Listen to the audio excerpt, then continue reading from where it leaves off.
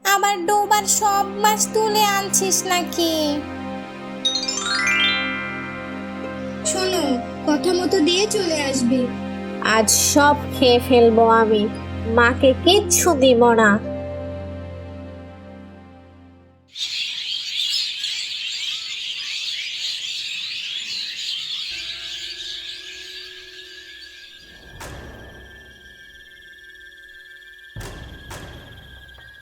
কে রে করবি?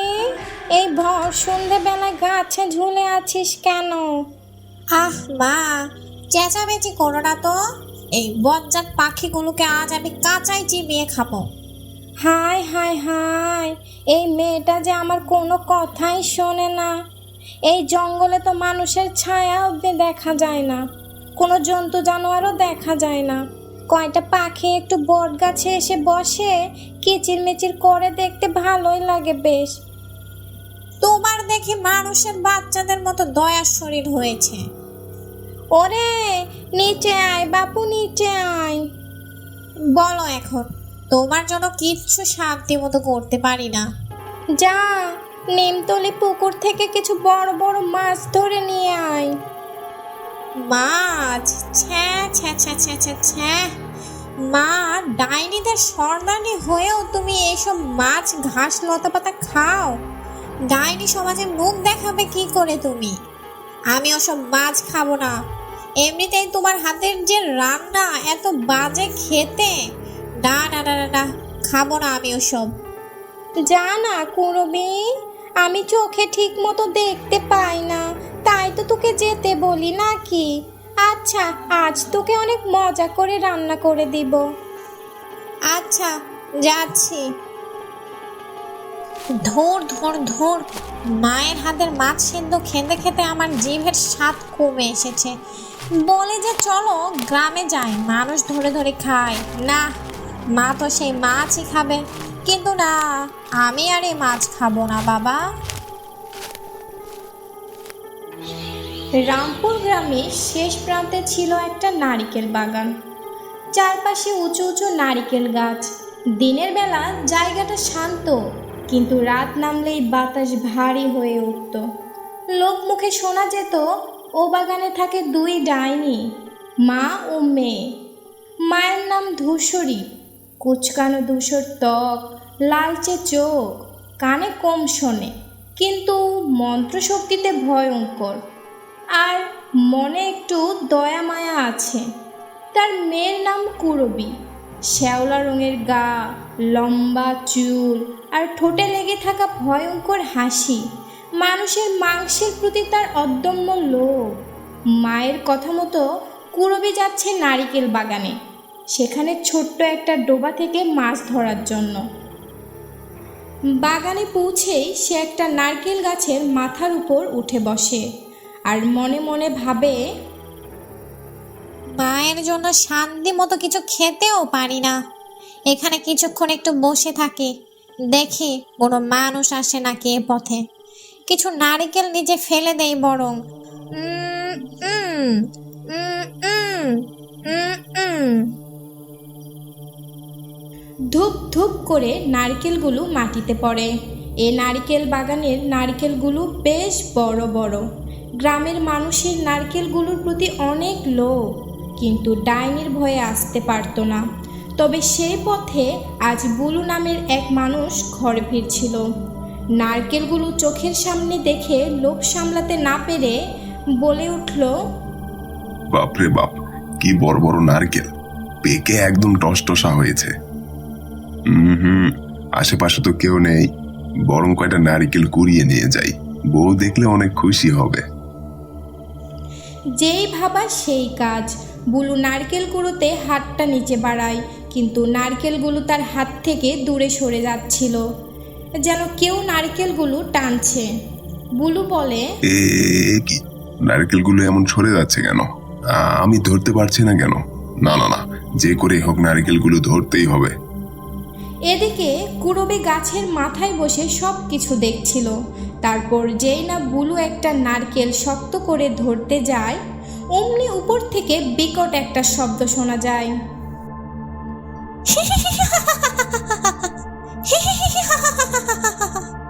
আরে কে কে কে এমন বিশ্রী ভাবে হাসছে কে? আমার বাগানের নারকেল খাবি? দাঁড়া, তোর শখ মেটাচ্ছি। খেয়ে খেয়ে বেশ মোটা তাজা হয়েছে, আজ এটাকে খেয়ে নেই। এই বলে কুরবি বুলুর গলা চেপে ধরে, শরীর থেকে গলা আলাদা করে দেয়, তারপর তার হাত খুলে নিয়ে খেতে শুরু করে। সেই স্বাদ!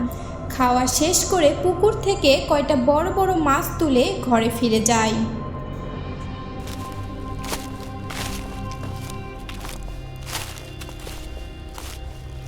কে রে কুরবি, আসলি নাকি? এত দেরি করলি যে? আমি তো ভাবলুম আবার ডোবার সব মাছ তুলে আনছিস নাকি। মা চুপ করো, এই নাও তোমার মাছ, যাও গিয়ে সিদ্ধ করে খাও। বা, মাছগুলো তো সেই বড় বড়। আজ তোকে মাছের কালা ভুনা করে খাওয়াবো, দেখবি কেমন স্বাদ। ইস, ওসব কালা ভুনা তুমি খাও মা, আমি আজ খাবো না কিছু। পেটটা কেমন ভরা ভরা লাগছে, আমি শুয়ে পড়ি, ডাকবে না আমায় একদম। আজ তো আমি মজা করে খাবো, তা বল না এত দেরি করলি কেন? আমাদের নারকেল বাগানে গিয়েছিলাম একটু, সব ঠিকঠাক আছে নাকি একটু দেখতে। ও, ভালোই করেছিস। আচ্ছা তুই ঘুমা, আমি যাই বাবা রান্না বসাই।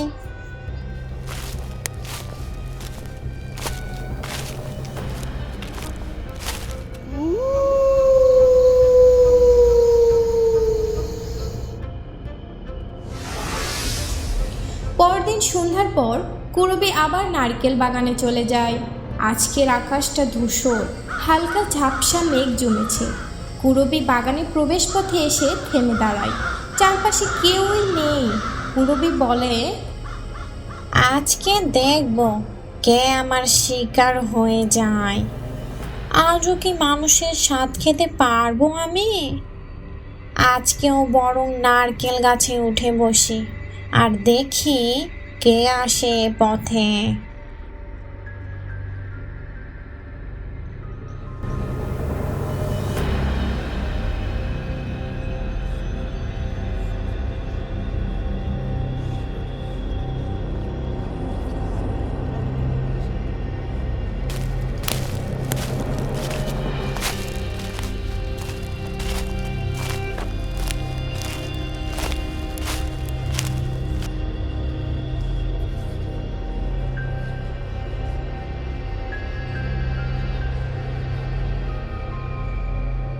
হায় হায়, কি বড় বড় নারকেল!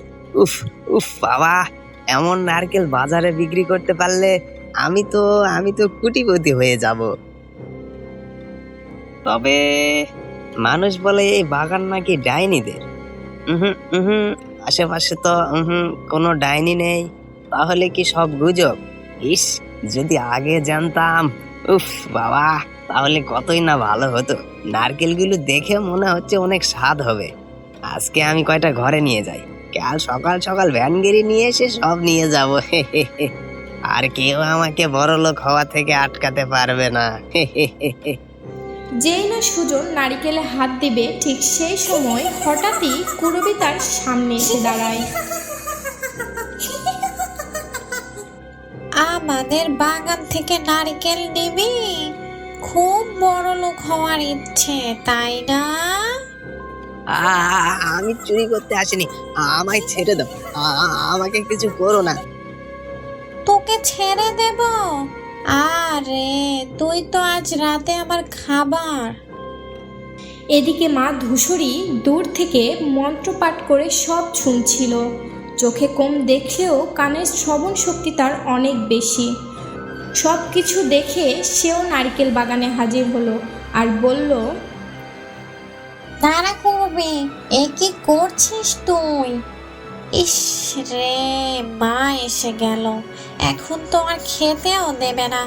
মাকে কিছু একটা বুঝিয়ে সুঝিয়ে একে নিয়ে ডোবার পাশে যেতে হবে। কে রে, তুই এই মানুষকে ধরেছিস কেন শুনি?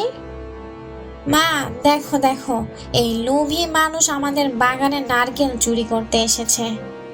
কি, এত বড় সাহস আমার বাগানের নারকেল চুরি করা? আজই তোকে মেরে ফেলবো। হ্যাঁ মা, হ্যাঁ, তুমি যাও, আমি এর ব্যবস্থা করছি। সুজন কুড়বিকে দেখে ভয়ে কাঁপতে লাগলো। কি করবে কিছুই বুঝতে পারছে না। ভয়ের মধ্যেও তার মাথায় একটা বুদ্ধি খাটালো সে। আগে আমি তো চুরি করতে আসিনি, আমাকে মেরো না। আমি তোমাদের জন্য নারকেলের নাড়ু আর পিঠা বানিয়ে আনবো। আমার বউ খুব ভালো রান্না করতে পারে। সত্যি?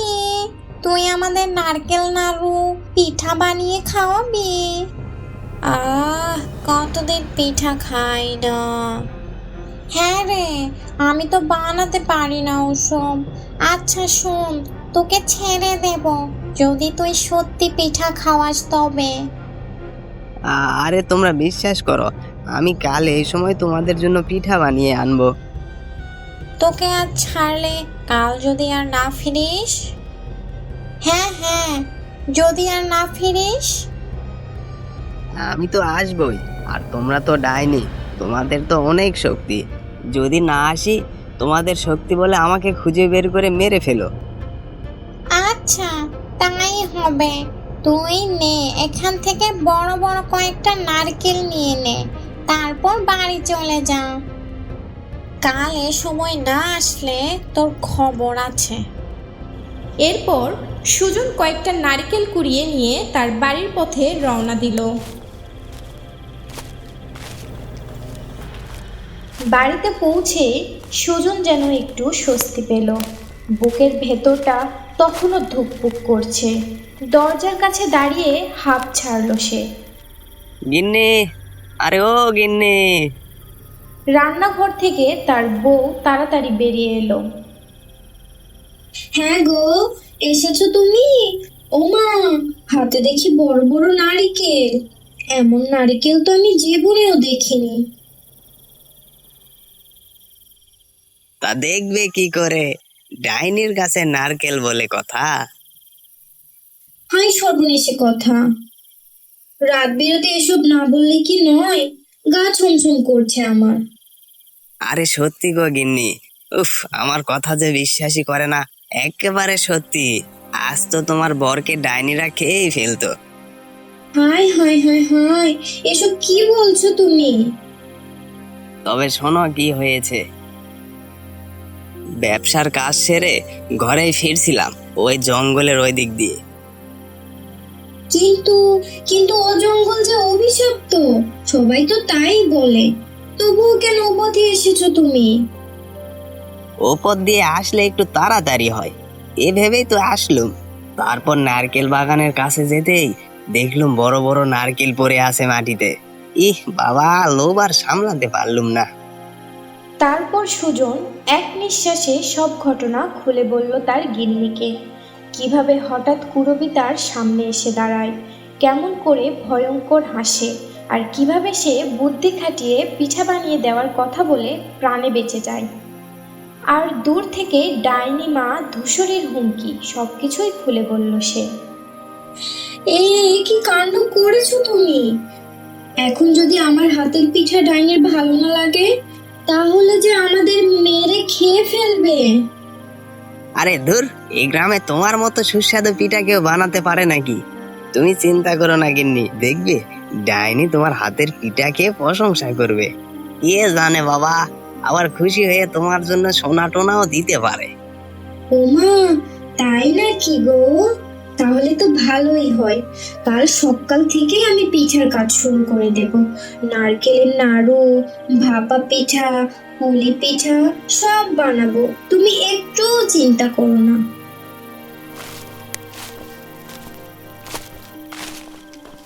ভোর থেকেই গুড়ি গুড়ি বৃষ্টি পড়ছে আজ। আকাশ মেঘে ঢেকে আছে, বাতাসে কোনো একটা ঠান্ডা স্যাঁতসেঁতে ভাব। সুজন বারান্দায় দাঁড়িয়ে আনমনে বৃষ্টি দেখছিল। তার কপালে দুশ্চিন্তার ভাঁজ। আজ রাতেই তো তাকে যেতে হবে সেই অভিশপ্ত নারকেল বাগানে।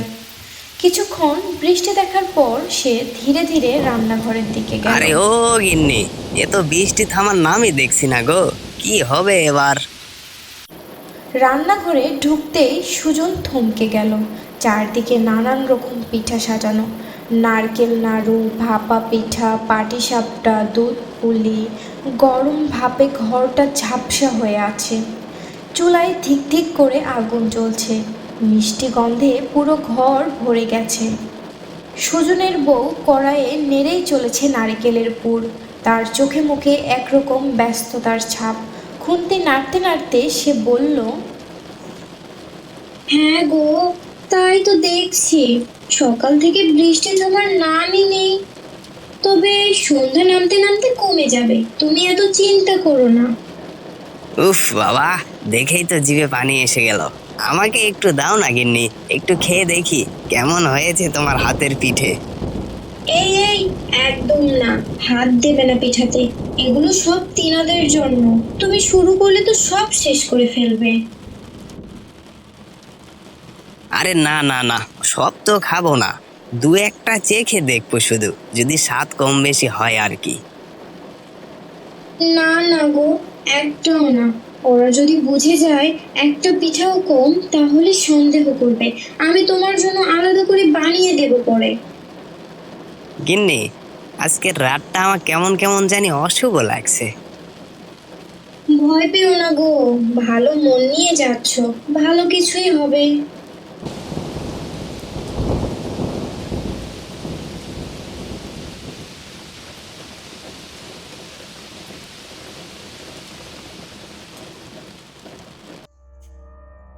বৃষ্টি থেমেছে অনেকক্ষণ। ভেজা মাটির গন্ধে ভরে আছে চারপাশ। আকাশ এখন পরিষ্কার। করবী বটগাছের উঁচু ডালের মাথায় বসে আছে। তার লম্বা চুলগুলো বাতাসে উড়ছে। চোখে বিরক্তির ছাপ, ঠোঁটে বাঁকা হাসি। আজ তার মেজাজ ভীষণ খারাপ। ওদিকে ডাইনি মা উঠোনে বসে আছে, হাতে পুরনো কাঠের লাঠি, সামনে আগুন জ্বলছে। দেখে মনে হচ্ছে কোনো মন্ত্রের কাজে বসেছে। ডাইনি মা পুরবীর দিকে তাকিয়ে বলে, মায়ের জন্য আজ মানুষ খাওয়াই হলো না, কি যে করি। ঠিক তখনই কেন যে মা এসে পড়লো, ধুর, ভালো লাগে না। কে এমন বের বের করছিস? কই, কিছু না তো মা। আমায় ফাঁকি দিবি? আমি তোকে চিনি করবি, বল কি হয়েছে তোর? তুমি না এলে আজ মানুষটার গলা ছিঁড়ে খেয়ে ফেলতাম। কতদিন পর এমন মোটা তাজা একটা মানুষ পেয়েছিলাম। তারা গল্প করতে থাকলেও এদিকে গাছ থেকে পেঁচারা বেরিয়ে পড়েছে। জঙ্গলের উপরে দিয়ে কাক খুঁজে বেড়াচ্ছে তাদের নতুন ঘর। একটু দূরেই একটা গাছে বানর ঝুলছে। বৃষ্টি হলেও নদীর পানি একদম শান্ত। সব সময় লোভ ভালো না রে, মাঝে মাঝে বুদ্ধি খাটাতে হয়। আজ পিঠে পুলির কথা ভাবছি, কোনোদিন তো খাইনি, শুধু নামই শুনেছি। আজ সেগুলো খাবো। খুব শখ, তাই না? তোমার কি মনে হয় ওই মানুষের বাচ্চা আসবে আর? ভয় পেয়ে পালিয়েছে দেখো। কেন আসবে না কেন? আমার নারকেল বাগানের নারকেল নিয়ে গেছে ওই, আসতে তো হবেই, না এলে ওর ঘাড় মোটকে দেব, ওর রক্তে জঙ্গল ধুয়ে দেব।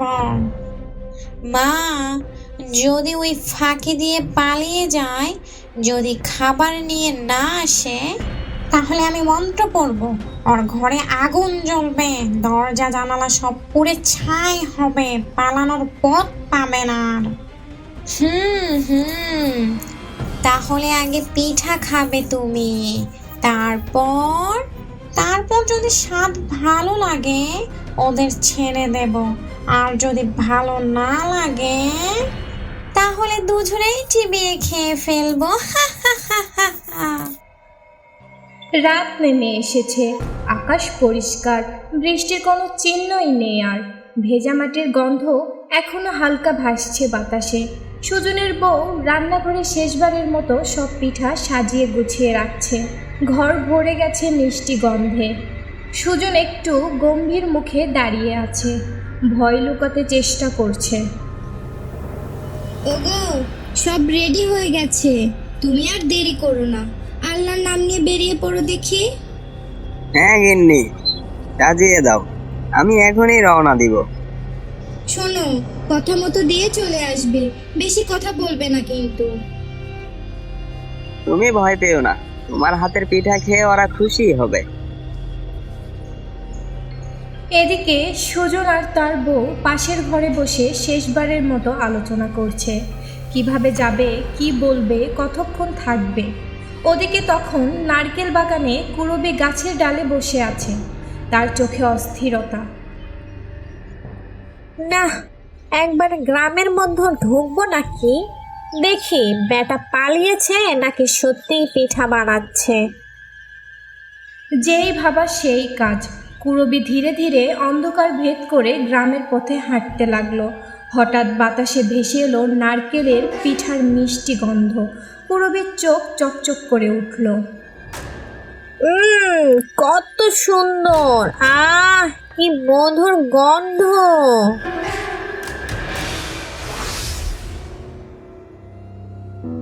কি মজা খেতে, জীবনে এমন পিঠা খাইনি আমি।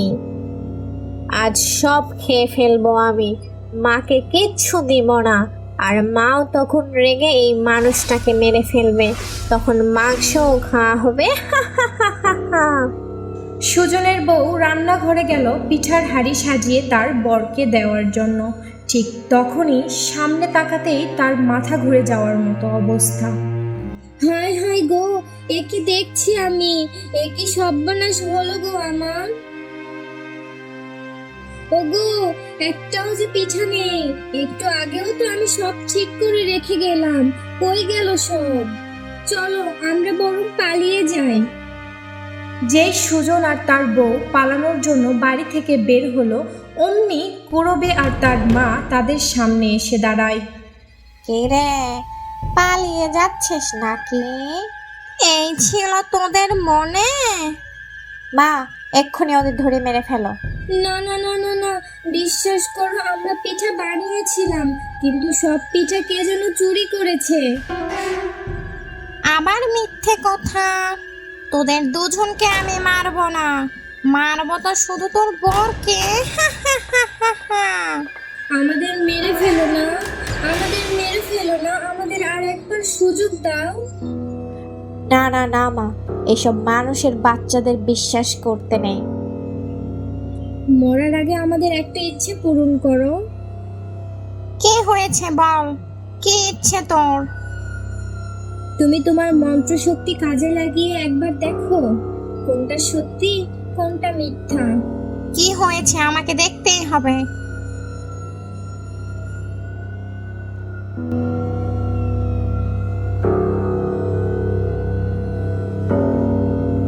চল ঘরে চল, আজ তোর ব্যবস্থা করছি আমি।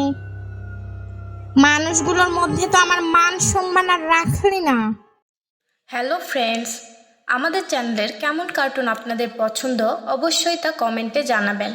আর আমাদের চ্যানেলে নতুন হয়ে থাকলে চ্যানেলটি সাবস্ক্রাইব করে পাশে থাকা বেল আইকনটি ক্লিক করে রাখবেন, যেন আপনার বলা পছন্দের গল্পটি আমরা পরবর্তী কার্টুনে দেখাতে পারি।